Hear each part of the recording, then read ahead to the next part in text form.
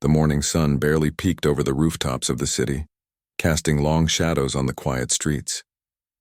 People were starting their day, heading to work or school, but the neighborhood had a calm that felt almost temporary, like a fragile bubble before the world stirred too violently. In one of the small apartments above a corner grocery store, a man stirred awake. He was overweight, with a round face and tired eyes that had seen more than his age might suggest. But there was something in his gaze that carried quiet intelligence and awareness. He had a presence that didn't scream danger, but it demanded attention if someone looked closely enough.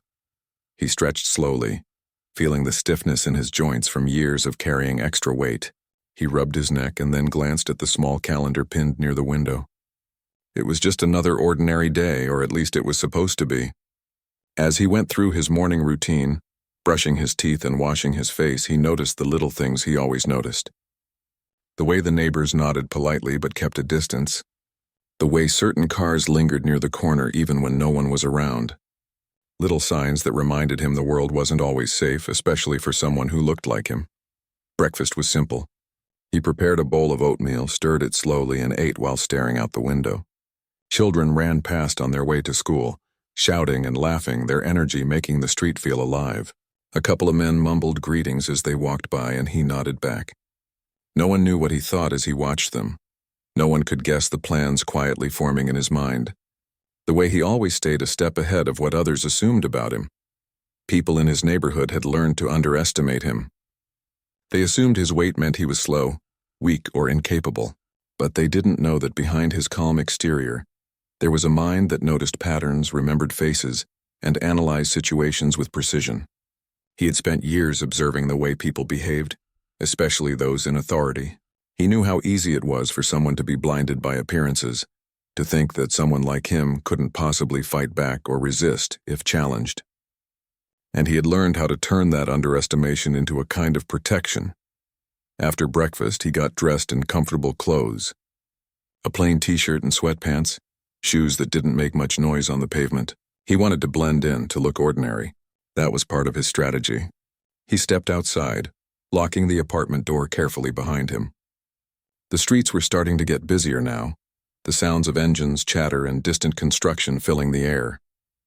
He walked slowly, deliberately, taking in his surroundings. Each step was measured, each glance purposeful. As he passed the corner store, the cashier gave him a polite nod. "Morning," the man said in return, a small smile forming on his face. There was a comfort in these tiny routines, a rhythm that made him feel in control even in a world that often seemed unpredictable. He continued walking, heading toward the small park where people often gathered for morning exercises or to sit on benches and watch the city wake up. Even in the park, he paid attention. He noticed the way some joggers kept their distance from him, their eyes flicking briefly before looking away. He noticed the couple arguing quietly on a bench, the dog that barked too loudly, startling a group of pigeons. Every detail was noted, stored in memory. He wasn't paranoid. He was prepared. He had to be, because in his city, appearances could be dangerous. As he sat down on a bench, he pulled a small notebook from his pocket. He scribbled a few notes, ideas, reminders, observations from the morning walk. Writing helped him focus, helped him think several steps ahead. He was someone who planned, who calculated risks and possibilities. It wasn't about fear. It was about awareness. People often assumed that a man like him was harmless. They didn't realize harmlessness was a tool he could wield better than anyone. A few minutes passed and a group of children ran by, their laughter breaking through the quiet morning. He smiled faintly, remembering when life had felt simpler, when the world hadn't required so many precautions. But even in those memories, there was strength. He had learned lessons from every challenge, every time someone judged him by his size or underestimated his abilities. Those moments had shaped him into someone who could survive and outsmart the expectations and assumptions of others. By mid-morning, the streets were starting to fill more. Delivery trucks rumbled past, honking occasionally, and people hurried to their destinations. He noticed the familiar patrol car that often drove slowly down his street. Its presence was almost routine, like a shadow that reminded him of the reality outside his apartment. He didn't fear it, but he respected it. The officers inside were trained, but they were also predictable. People like him could read patterns, anticipate moves, and even manipulate situations without violence if done carefully. As he continued walking toward the busier part of the neighborhood, he passed a group of men who gave him looks, curious, dismissive, wary. He kept his gaze steady, unthreatened, and nodded politely. He knew the effect of his presence, the way someone could interpret confidence even in a body that didn't fit traditional notions of strength. People often misread him, and he used that to his advantage. Lunchtime came, and he stopped at a small cafe that was tucked between two larger buildings. He ordered a sandwich and a bottle of water, choosing a corner table where he could see the entrance and the street beyond. As he ate, he observed the other patrons. A young couple arguing softly, a man typing rapidly on his laptop, an elderly woman reading a newspaper. He listened to the sounds around him, the snippets of conversation, the faint creaks of the chairs. Every detail mattered. Every observation added to the understanding of the environment he navigated daily. Even with the cafe bustling, he remained calm. There was a rhythm to his day, a quiet patience that few noticed. He wasn't hurried, wasn't impulsive. He understood that control didn't come from force. It came from observation, awareness, and timing. And though no one could see it yet, this awareness was part of a plan, a way to ensure that if danger came, it would not find him unprepared. As he finished his meal, he paid and stepped back outside. The sun was higher now, casting sharp shadows and making the streets appear brighter. Children still played, vendors shouted, and the city thrummed with life. He walked at a deliberate pace, aware of every glance, every movement, every car passing by. He felt the familiar sense of anticipation, the quiet thrill of knowing that the world often misjudged him. They thought he was slow, incapable, weak, but they didn't know how carefully he had watched, learned, and prepared. The afternoon stretched ahead, and he knew he would continue observing, learning, and blending in. The ordinary world around him was full of ordinary people who didn't notice the extraordinary awareness in a man who looked so ordinary. And that was the first part of his story. The calm, the observation, the quiet preparation that laid the foundation for what was coming next. The world around him underestimated him, as it always did, but he didn't underestimate it. And that difference, he knew, could make all the difference in what was about to unfold. By the time he returned home later that evening, the city had taken on a softer light. Shadows stretched long and the hum of the day slowed. He looked out the window, reflecting briefly on the morning, the people, and the small observations that made him feel prepared. He had noticed patterns, anticipated moves, and stayed aware. Tomorrow, he knew, might bring more than observation, but for now there was calm, a quiet confidence in the knowledge that he was ready, that he could handle whatever came next. And so, the first part of his story ended, not with a confrontation or a shout, but with awareness, patience, and quiet control. The world around him thought he was just another overweight man going about his day. They didn't see the mind that quietly calculated, the awareness that noticed everything, or the calm determination that would guide him through the challenges ahead. And that calm, that observation, was the first step in a journey that would soon turn assumptions upside down. The morning air was warmer now, carrying the faint smells of the city, fresh bread from the bakery, exhaust from passing cars, and the occasional scent of flowers from the small park nearby. The man walked slowly along the sidewalk, feeling the familiar rhythm of his steps. He noticed everything, the way the sunlight reflected off car windows, the patterns of people walking past him, the way dogs tugged at their leashes as if impatient to get somewhere. It was another ordinary day, but he knew ordinary days could suddenly turn dangerous if you weren't careful. As he turned a corner, he noticed the familiar patrol car parked near the intersection. The officers inside were watching, scanning the streets as they always did. Most people ignored it, walked past without a second thought, but he didn't. He knew they were trained to notice certain behaviors, to make snap judgments based on appearances, and he also knew they underestimated him because of his size and calm demeanor. He kept walking slowly, his hands visible at his sides. He smiled faintly at a passerby who nodded in greeting, all the while noting the way the officers shifted in their seats, exchanging glances as if something about him seemed off. He didn't panic or speed up. He didn't need to. The officers thought they had the advantage. They assumed he was harmless, that he could be easily intimidated or controlled. That was their first mistake. A few blocks down, he entered a slightly busier street where small shops lined both sides. People hurried in and out of stores, and the sounds of the city grew louder. He passed a cafe and noticed the barista waving at a regular customer. A delivery man carrying a heavy package nearly bumped into him, and he stepped aside with a small smile. Every movement was measured, calm, and deliberate. He had learned that maintaining composure in a tense environment could change the way people reacted to him. Calmness disarmed fear, and people often mistook it for weakness. It wasn't weakness. It was strategy.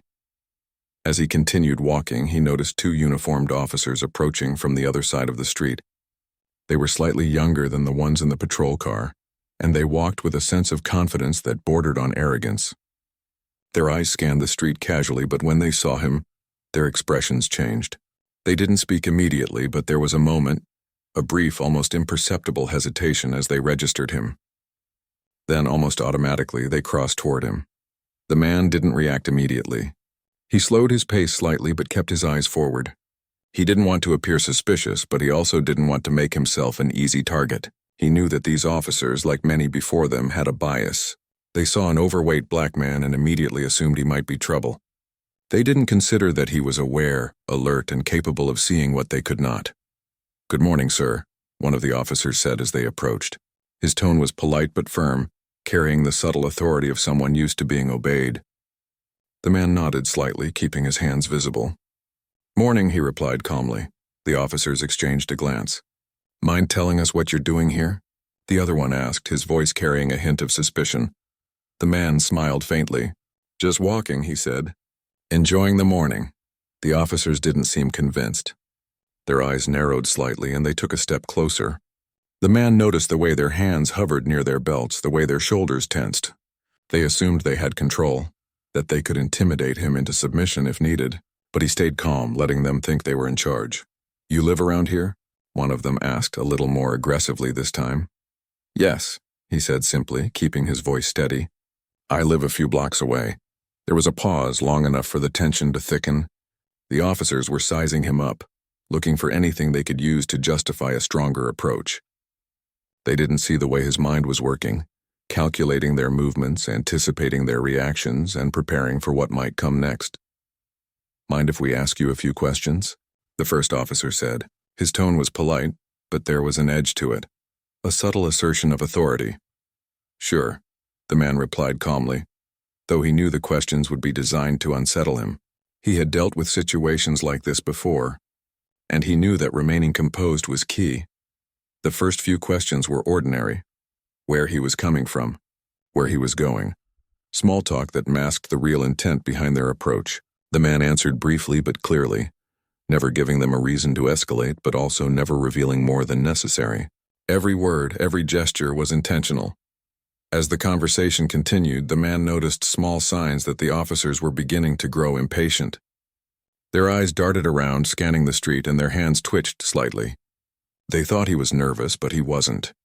He was in control, guiding the interaction in subtle ways, letting them underestimate him even as he gathered information about them. "Do you have any ID on you?"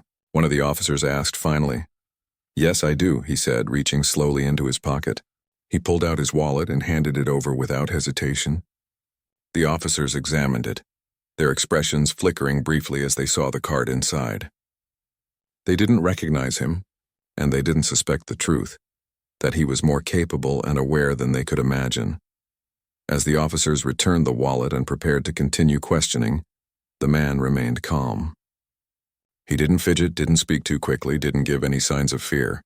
He let the tension build naturally, letting them believe they had the upper hand. Every move he made was deliberate, measured, and controlled. Suddenly, a small distraction occurred, a car horn blaring from a nearby intersection, a pedestrian stepping into the street, a dog barking loudly. The officers flinched slightly, their attention split for just a moment. That moment was enough. The man noticed it, filing it away in his mind, knowing that awareness of every small detail could make a difference. "You're making this more difficult than it needs to be," one officer muttered, frustration creeping into his voice. The man smiled faintly, almost imperceptibly. He didn't reply, letting silence speak louder than words. Silence could be a powerful tool, especially when people assumed they had control but were unsure of what came next. The officers shifted uneasily, their confidence faltering just slightly. They still believed they were in charge, but the cracks in their composure were beginning to show. He continued to answer their questions calmly, maintaining the illusion of compliance while subtly testing their reactions. He noticed the way their hands moved, the tension in their shoulders, the slight hesitation in their speech. Every detail was noted, every small sign stored in his mind for later. He knew the encounter wasn't over, and he knew that remaining composed was key to turning the situation in his favor. Minutes passed, and the officers seemed to grow more frustrated. They didn't understand why he wasn't reacting the way they expected, why he wasn't flinching or showing fear. They assumed he would be intimidated by their presence, their authority, their physical appearance. But he remained calm, aware, and in control. Finally, one officer sighed and muttered, "All right, we'll let you go this time. But don't think we won't be watching." The man nodded politely. "Of course," he said, his voice steady and calm. He didn't gloat, didn't challenge them, didn't make them feel foolish. He simply remained composed, allowing their assumptions to remain intact. As the officers walked away, he waited until they were out of sight before continuing on his way. He moved with the same deliberate pace, aware of every glance, every shadow, every sound around him. He had experienced countless encounters like this before, and he knew the importance of patience and awareness. Today had been another test, another opportunity to observe, to learn, and to remain in control. By the time he reached the quieter streets near his apartment, he felt a familiar sense of calm.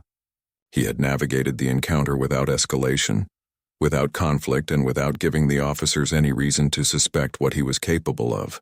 They thought they had seen him, understood him, and assessed him. But they hadn't. They had only seen what he allowed them to see. Sitting on a bench near his building, he took a deep breath and reflected on the morning. The world often underestimated him, and he allowed them to.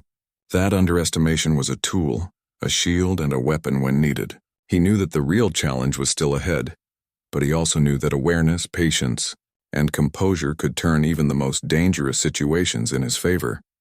The city continued its rhythm around him, the distant hum of traffic, the chatter of pedestrians, the occasional bark of a dog. Life went on, oblivious to the quiet awareness of a man who had already begun to turn the ordinary into something extraordinary. And in that awareness he found strength, control, and the beginning of what would become a carefully executed plan. The encounter had been tense, but it had ended without violence. That was the first step, the observation, the testing, the gauging of reactions. He knew the officers had made assumptions about him, and he had allowed them to. They thought they had control, but the truth was he had already begun to control the situation, preparing for what was to come next. And when the time was right, they would realize too late that they had been part of a plan far larger than they could have imagined. The day had grown hotter, and the streets of the city were crowded with people going about their routines. The man walked slowly, deliberately, feeling the warmth on his skin and the steady rhythm of his steps. Every sound, every movement around him registered in his mind. The chatter of pedestrians, the hum of engines, the distant wail of a siren. His senses were alert, but he moved as if nothing unusual was happening. He had just left a small convenience store, a few items tucked neatly into his backpack, when he noticed the same patrol car from earlier, slowly moving down the street. The officers inside gave a brief glance, and he smiled faintly to himself. They still didn't understand him. They assumed he was just an overweight man going about his day. They didn't know he was fully aware of them, aware of the patterns, aware of how to turn the ordinary into a moment of control. As he turned onto a quieter street, the two officers from before appeared again, walking quickly toward him. Their faces were more serious now, their eyes scanning him with suspicion. He continued at a calm pace, hands relaxed at his sides, giving nothing away. "Hey," one of the officers called, his tone sharper this time. "Stop right there!" The man stopped, turned slowly to face them, and raised his hands in a relaxed gesture. "Good morning," he said calmly. His voice carried no fear, no tension, only a quiet steadiness that seemed to unsettle them just slightly. The officers closed the distance. "We need to talk to you," the first one said, his voice tight with authority. "Step over here." He nodded faintly and moved slightly to the side, walking with them toward a clearer area of the street. Every step he took was measured, every movement deliberate. He allowed them to feel as though they were leading, as though they were in control. That illusion was critical. If they felt in control, they lowered their guard and he could exploit that moment.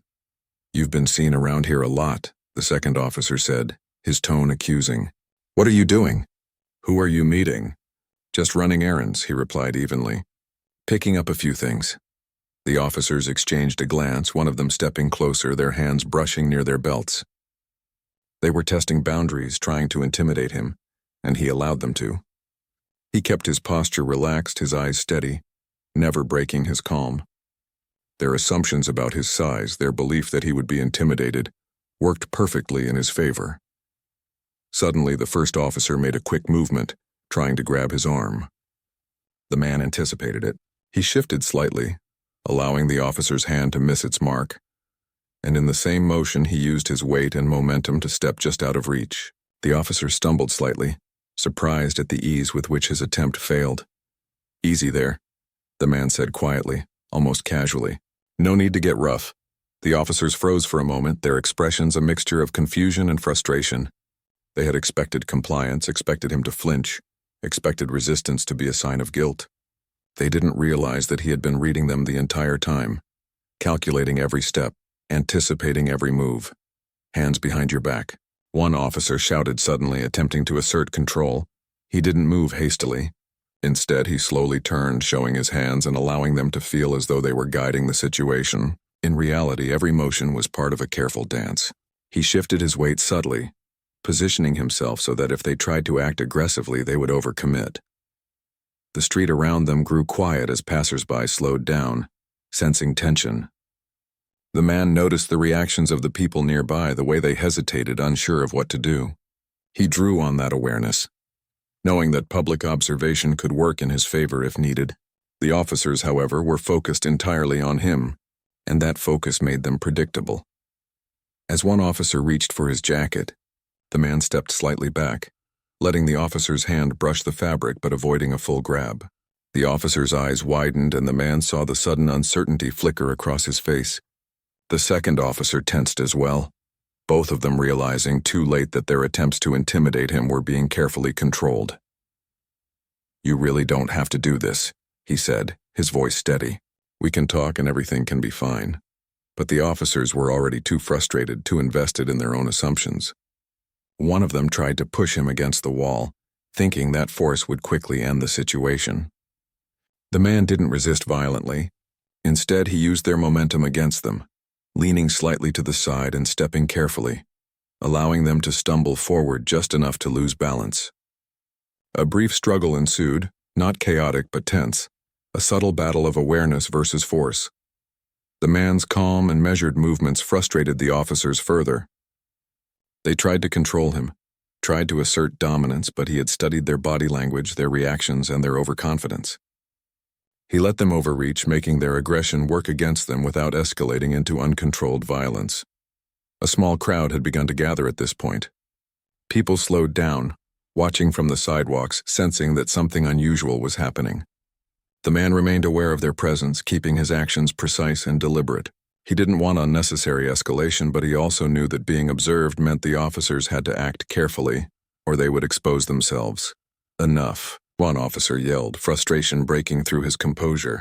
He lunged forward, trying to grab the man more aggressively.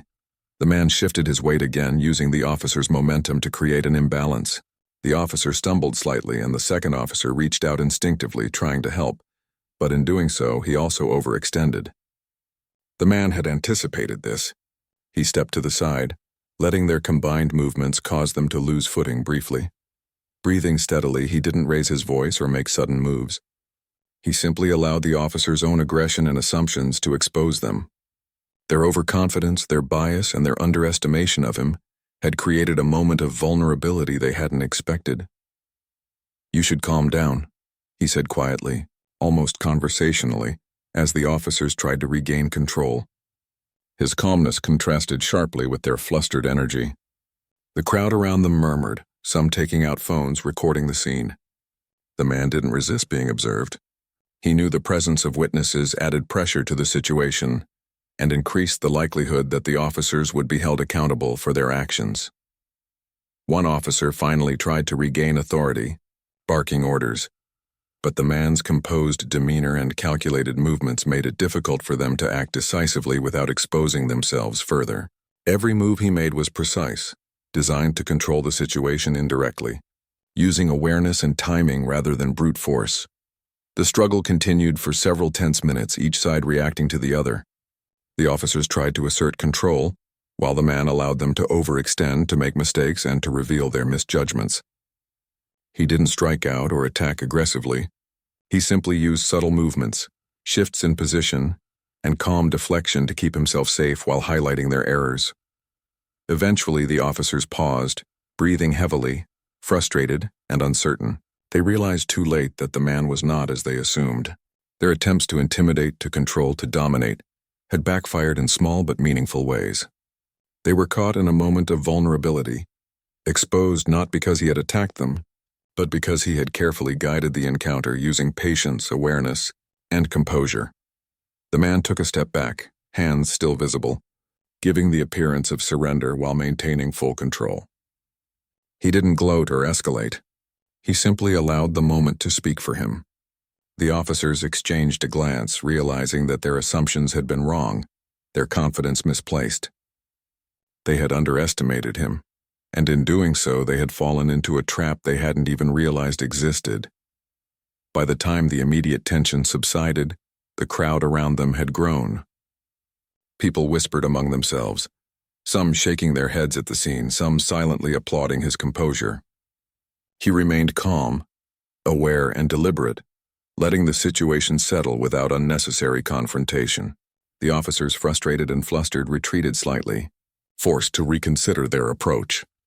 The man straightened his posture, took a deep breath, and continued walking slowly, as if nothing had happened. He blended back into the rhythm of the city, every eye on him aware of his calm confidence, even if they didn't understand it fully. He had survived, controlled, and subtly turned the encounter to his advantage. The streets of the city continued their noisy, chaotic life, oblivious to the quiet strategy and awareness of the man who had walked through danger with composure and intelligence. He knew the day was far from over, and the challenge with these officers was not yet finished. But he also knew that awareness, patience, and subtle control could turn even the most tense moments in his favor.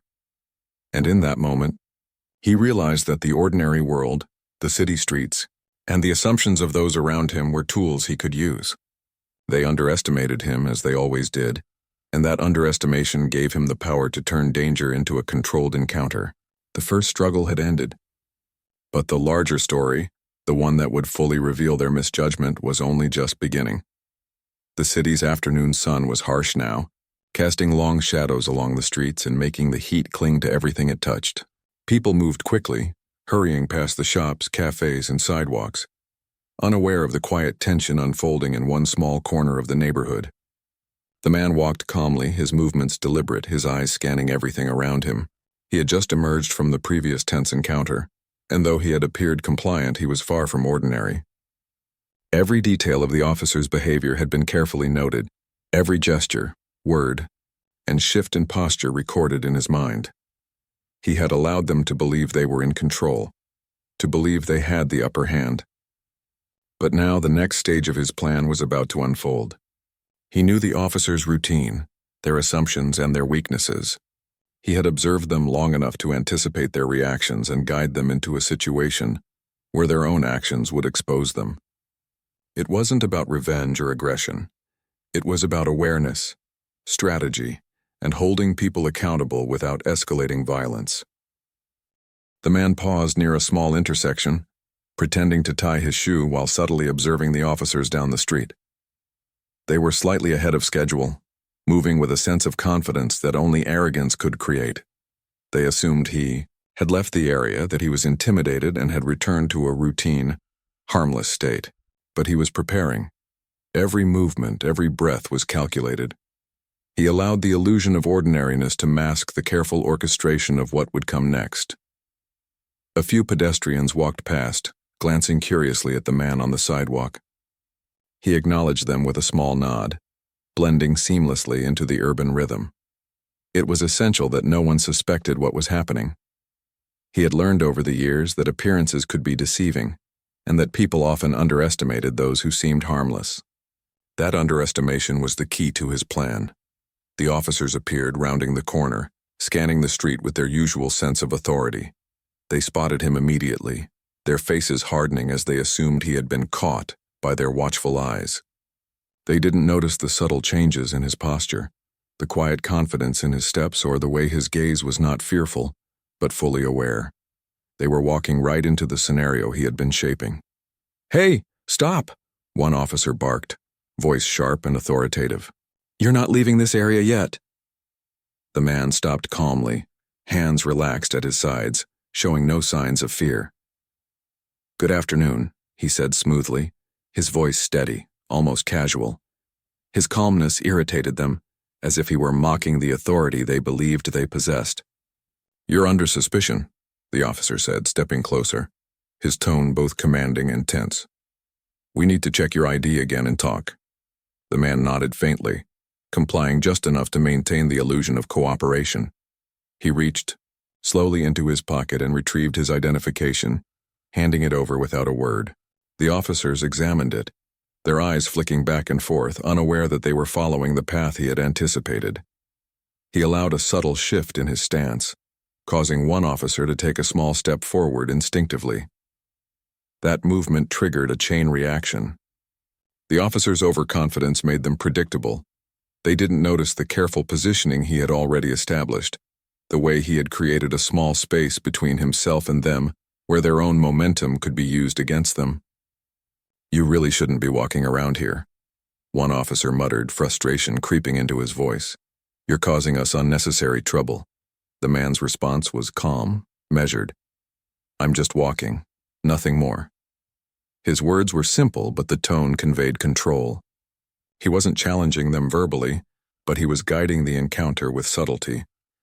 Every phrase, every pause, every small motion was part of the trap he had laid. Suddenly, he shifted his weight slightly, just enough to cause one officer to overreach as he attempted to step closer. The officer stumbled briefly, and in that split second the man allowed his hand to brush against the officer's arm, a touch so light it could be denied if challenged. The effect, however, was immediate. The officer's balance faltered, and the other officer instinctively moved forward to assist, overextending themselves both physically and mentally. The man didn't resist or fight aggressively. He simply moved deliberately, letting their actions expose the errors in their approach. He had studied human reactions long enough to know that overconfidence often led to mistakes, and he had created the conditions for those mistakes to become visible. A small crowd had begun to gather, drawn by the tension in the street. People whispered to each other, some taking out their phones, recording what they could see. The man remained composed, aware of their presence, and using it as part of his plan. Witnesses could be critical. Their recordings and observations would ensure accountability if the officers acted improperly. The officers attempted to regain authority, shouting orders and trying to corner him. But the man's movements were precise, controlled, and deliberate. He wasn't trying to escape aggressively. He was simply guiding them into errors, making their assumptions about his compliance and demeanor work against them.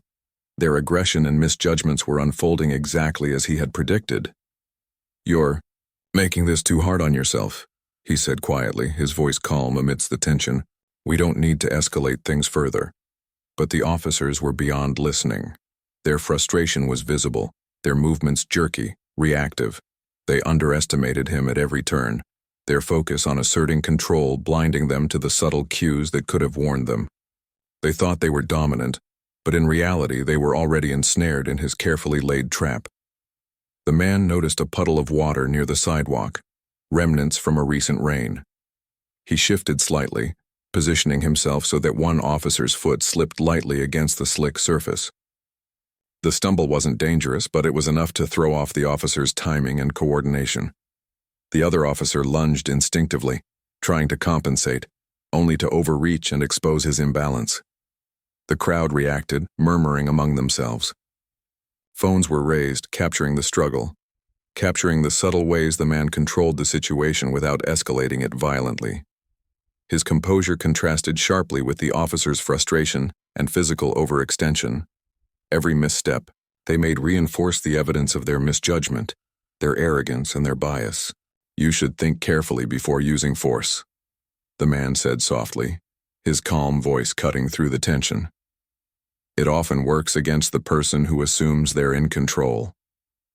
The officers froze, realizing for a brief moment that their actions were no longer solely dictating the encounter. They had been manipulated, their assumptions turned into liabilities and their overconfidence exposed. They didn't understand fully how he had done it. They only knew that the situation was no longer simple, no longer entirely under their control.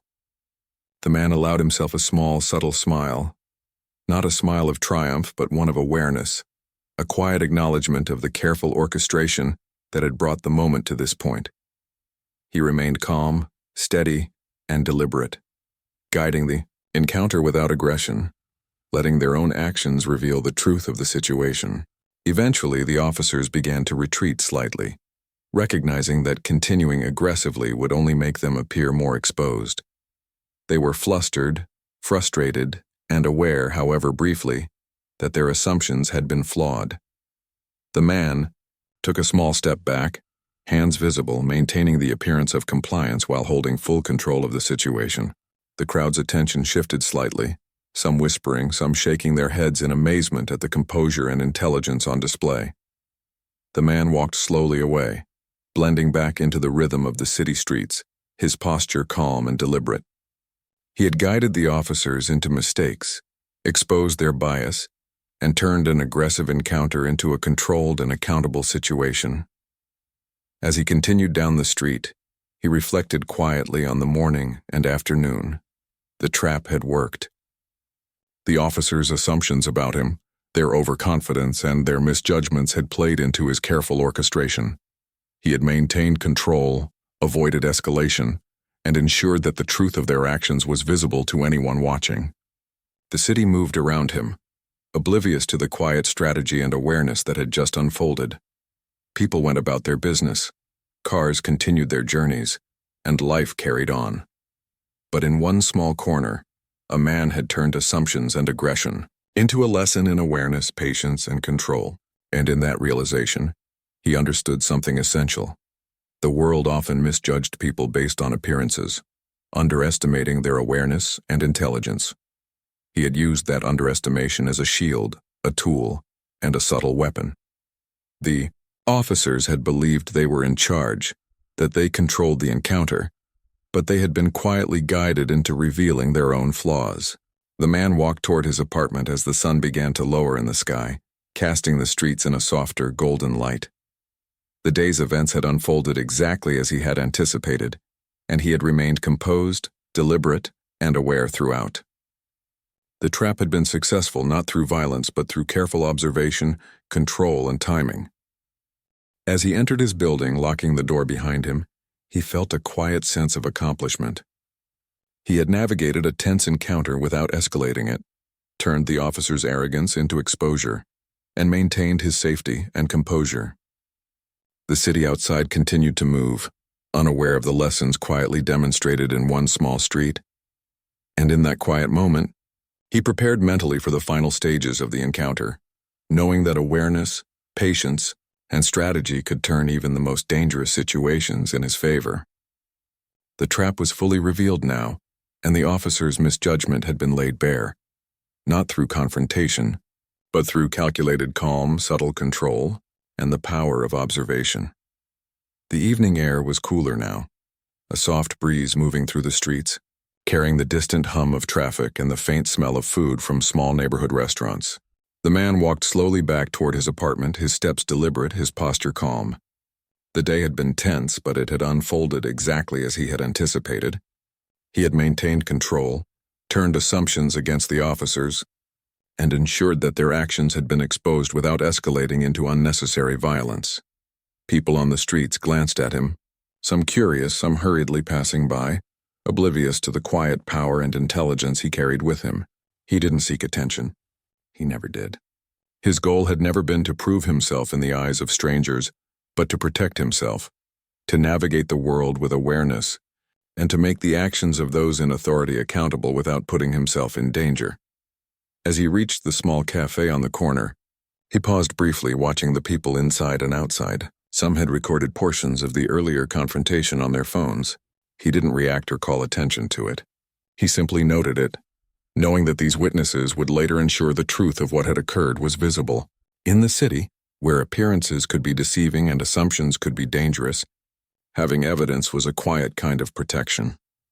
He continued toward his building, noting the familiar faces of neighbors who waved politely as he passed. None of them knew the careful orchestration that had unfolded that afternoon, the subtle control he had exercised or the tension he had diffused. To them, he was just another man walking home, and that was how it should be. He thrived in the quiet spaces between observation and action, allowing the world to underestimate him while maintaining complete awareness of what was happening. Inside his apartment, he locked the door behind him and leaned against it briefly, taking a deep breath. The day's events had been draining, even though he had remained composed outwardly. Controlling a tense situation required focus, anticipation, and constant awareness. He felt a quiet sense of accomplishment, not from defeating the officers, but from successfully navigating the encounter while remaining safe, calm, and deliberate. He moved to his small desk by the window and began to write in his notebook, recording the events of the day. Every action of the officers, every reaction, every small detail that could serve as evidence or insight for future encounters. He wrote carefully, in a clear and precise manner, knowing that documentation was another form of protection. The notebook was more than a journal. It was a record of patterns, of behaviors, and of human nature observed in action. As the sky outside shifted to shades of orange and pink, he reflected on the deeper meaning of the day. The encounter had been tense, but it had not been violent. He had allowed the officers' assumptions to guide them into revealing their own misjudgments. They had believed themselves in control, but in reality, their arrogance and bias had worked against them. This was not revenge. It was awareness and intelligence in action, turning a dangerous situation into a controlled lesson in accountability. The man's mind wandered to the implications of the day's events. He had seen countless situations where assumptions about size, race, or appearance led to unnecessary conflict and harm. He had experienced judgment firsthand and had learned how to navigate a world where perception often outweighed reality. Today had been a reminder of the power of calm, awareness, and careful strategy. Violence was unnecessary when intelligence and observation could achieve the same goal more safely. He stood by the window for a moment, looking out over the city. The streets were still busy, lights beginning to flicker on as evening approached. People moved quickly, unaware of the quiet events that had unfolded just blocks away. He felt a sense of connection to the rhythm of the city, to the life moving around him, even as he carried a heightened awareness that few could perceive. Awareness had always been his ally, allowing him to navigate a world full of assumptions and misjudgments. Later, as the city settled into night, he reflected on how people often underestimated him. They saw his size and appearance and made assumptions about his abilities, his intelligence, and his awareness. That underestimation had been a powerful tool today.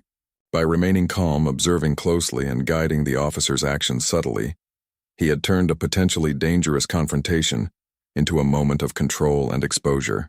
Their bias had revealed itself without him needing to raise his voice or act aggressively. He thought about the witnesses who had recorded portions of the encounter. Their presence had added an invisible layer of accountability. The officers' behavior, their frustration, and their misjudgments had all been visible to those watching. That visibility was crucial. It reminded him that control was not only about physical space but also about perception and awareness. By guiding the situation carefully, he had ensured that truth and accountability could not be ignored. Sitting down at his small dining table, he poured a cup of tea and reflected quietly on the day. There was a sense of relief in knowing that the encounter had ended without violence, that the officer's arrogance had been exposed, and that he had maintained his composure throughout. He did not feel triumphant in a boastful way. Rather, there was a quiet satisfaction in having navigated danger thoughtfully, safely, and effectively. As night deepened, he thought about the broader lessons of the day. People often acted based on assumptions, and those assumptions could be dangerous. But awareness, patience, and calm could turn assumptions into tools, guiding outcomes without unnecessary risk. Intelligence and observation were far more powerful than aggression. Today had been a lesson, not only for the officers but for himself, an affirmation that careful strategy and composure could navigate even the most tense situations. He reflected on the city itself. Streets, buildings, and sidewalks were all familiar, yet full of unpredictable moments. People moved through their routines, oblivious to the quiet tension and subtle control he had exercised earlier. That unpredictability was part of life, and awareness was the way to navigate it. He had learned long ago that survival wasn't just about strength. It was about understanding, anticipation, and subtle action. As he prepared for bed, he considered the future. The officers would likely reassess their approach, perhaps even be more cautious or aware the next time they saw him. And that was exactly how it should be. He didn't need to confront them again to maintain control. Awareness and intelligence were tools that extended far beyond a single encounter.